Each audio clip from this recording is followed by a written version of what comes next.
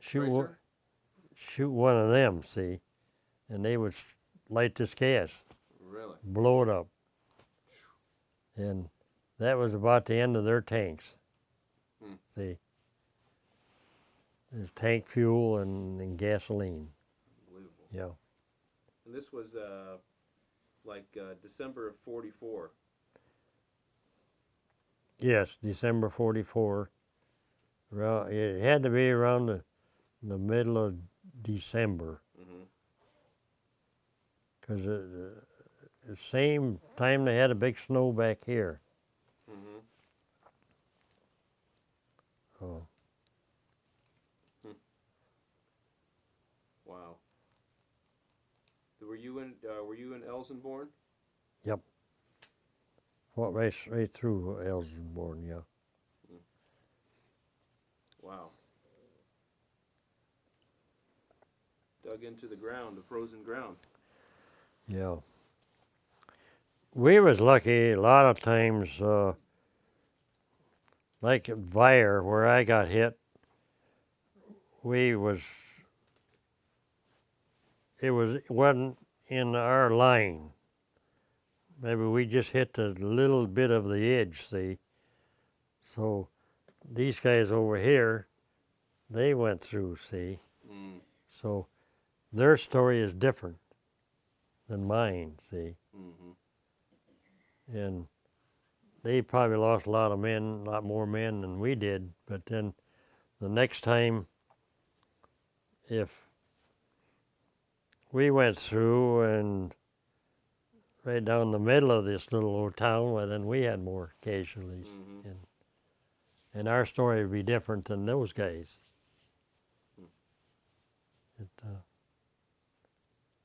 Wow. But our men that took pictures and the photographers and Like the journalists. yeah, I don't know what happened to their stories and pictures of everything. They should be in the archives, you know. I wonder if they made it through. I don't know. So after that point, after you left Rockrath and Krinkelt, then you started headed towards Berlin. Towards Berlin. Berlin. We got about 40 miles to Berlin, and captain come out that morning about 5:30, and he said, "We're not going to Berlin." Everybody was, "I'm going after Hitler, you know. I'm going to get Hitler, see." He said, and the guys said, "You ought to hurt everybody." Oh. And they had already bombed Berlin. When they bombed Berlin, it was all day long. And I think the English bombed them at night. And one man in our park down in Florida there, he was on his dad's farm, and he's about 4 miles out of Berlin. And he said, "We even heard that the Americans wasn't coming." He said they was going to let the Russians take, and that's what we heard, you know. So they said we're supposed to go to Czechoslovakia and clean it out. Now, that was a couple days before the end of the war. The fighting was over with, really, you know. But everybody was so disappointed. You all wanted to go to Berlin. Yeah. Oh my. Yeah. So you didn't go to Berlin, but you went. Did you go to Czechoslovakia then? Yeah. Mm-hmm. Pilsen and Prague, and the Russians come and they chased the Germans out of Berlin. They chased them over to us. And we disarmed them. they brought their guns and everything. We disarmed them, and we had a pile, like a story and a half house back here of rifles. Really? Yeah. And these tank drivers that the Russians, they chased them pretty fast. Some of them didn't get out of their way, and they run right over them. Really? Yeah. They had where we was, there was a valley, and they'd piled us, disarm them, and put them in. They slept on the ground for a week and a half because they didn't have nothing there to let them sleep on. But it was a mess. And you, did you meet any of the tank drivers? I sure did. This tank driver gal, Roy and I, was disarming. There was 3 German ladies officers and about a dozen regular men, and they run them up there, and they stood there, and we told them they could put their hands down after we threw the guns down. This tank driver, he got out, and he eyed me all up, and I eyed him up, and this guy is 6 feet tall, and we talked, and they couldn't understand anything he said or anything, and we knew he wanted to trade stuff, and I could give him anything he wanted but we did and traded, and he gave me a Russian pistol, which wasn't a very good one, and wasn't like a Luger, Mm-hmm. So he gave me that, and we talked a little while, and pretty soon he took his helmet off. And he bent down here, and he took it off, and then shook his head down like that, and then back like this. It was a woman. Yeah. So she grabbed a hold of me, and she could have grabbed Roy too and walked off with both of us. She, big woman. And Oh, probably named Helga or something. gosh, Oh, my soul. I really got a surprise there. Yeah. Oh, man. Yeah. I didn't know they had any female tank drivers. You probably didn't either. Oh, this was a Russian now. See? Yeah. Yeah. Unbelievable. The Russian. Yeah. Wow. And that's pretty bad when you got the ladies out there beating up on the Germans. They Yeah. take care of business. Oh, man. Yep. So what'd you do along that time frame when you're there? Did you get? We disarmed all these guys. It took 2 weeks to get all of them over there. Mm-hmm. Some guys go so far, and they seen that if they didn't get out of the way of the tank, they could get run over. So they'd hide, and then they'd come behind and clean them out, Mm. And our outfit helped on that. And we stayed there and guarded the prisoners. They had a little stream there about as wide as this room, clear water and everything, and water come down from up above, springs up there, good water. But the next morning when they all started coming in there, the next morning it looked like it snowed along the riverbank there, man. The paper, my gosh. Wow. So then everybody was drinking this water. It was good drinking water. So then they had to quit drinking it, and most of the women would get together, 15, 20, and they'd come over and said, well, can you take us up to the spring where this water's coming from, see? They had buckets and bottles and everything. And Roy says, I'm not taking them up there.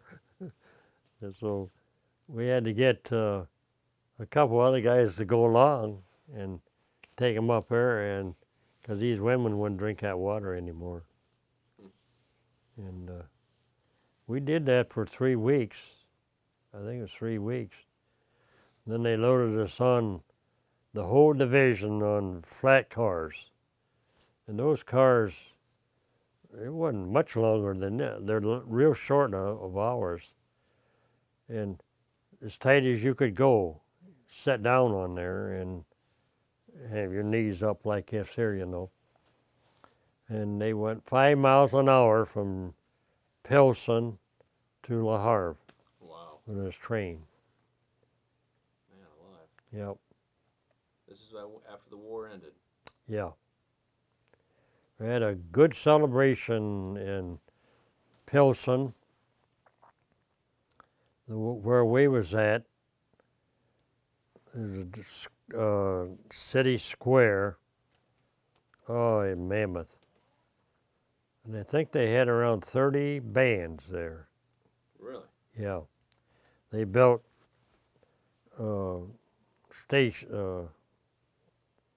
platforms up about shin high, and these bands would be on top of them, and they opened it up. It had to be dark, and then they wanted to turn all the lights on then. So they did, and they turned there, and all the girls around was already dressed up. And so they said the soldiers should be up there at dark. Well, when we went up there at dark and seen them turn the lights on, here's all these dancers, see? And they dance up and down more, the Czechs do.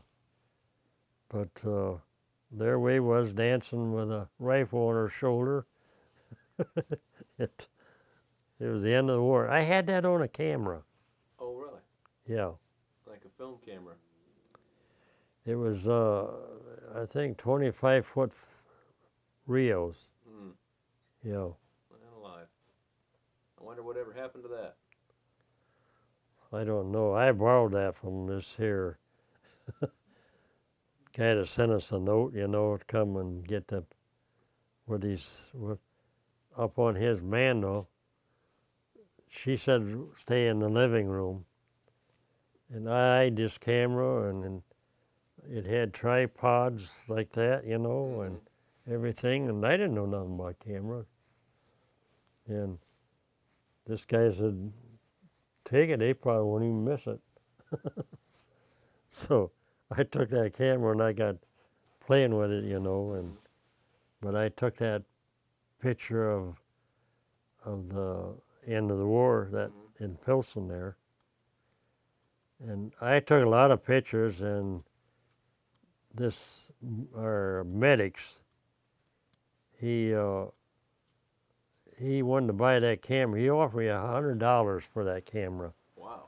And I said, no, I got pictures all along in different things, you know, I want to take home. So I went, and every time he seen me, he said, he up at another $100. Well, he shot dice a lot. Yeah. Every payday, the guys got their checks. He'd be right at them, and he'd clean them out, you know. Got on the boat, and I walked by, and he had a wad of money in his hand, you know, and playing dice. He turns around, and he offered me, I don't know, it was 700 or 800. He got up to 1,000, and I said, okay, it's yours. Really? Yeah, I sold it to him. And I've always wished I had it back. Yeah. So he took the film too. They said, my wife and I went over at 50th anniversary, and he planned the trip. He became a doctor over here. They said he probably sold that to some movie place and put himself through college. I wouldn't doubt it. Yeah. But he got our plane and everything, and 3 days before we were supposed to go, he called everybody up and said he didn't like that airline. So he said, I think I got another airline. And he did have. They did take us, but they cut England out of it. We didn't get to go to England. So where did you fly from France directly back to New York? Or where did you leave from? He's on the 50th anniversary now. Oh, on the 50th anniversary, he changed the airline.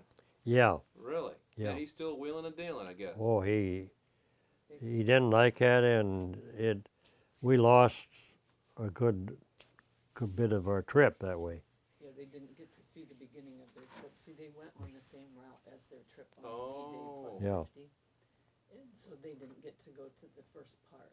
They went Really? right to Yeah. Paris. But you did go back to, We went back to Paris, and they flew us to the Le Havre, and we started out where we went on the beach. Mm. And they took us to every foot, Really? all around, yeah. Unbelievable. there was a speaker of that, though, that you didn't get to tell that story yet. This man, when all these places over here, they was children, their parents got killed, and that, I mean, they had to, I mean, in these towns. Well, our Jeep driver, he was from Oklahoma, I think it was, and we was good friends, and he's one that was in there a long time, like me and Roy, and so we was like family, and we got acquainted with him. We wanted anything, hey, would you take me back to the battalion headquarters and this or that, you know? And we got him to go to the head of the line after this alcohol. Well, he got a little boy, and it was in France, and oh, the little shaver, he was about that tall, and he got him, and he fell in love with him, so he puts him in his duffel bag.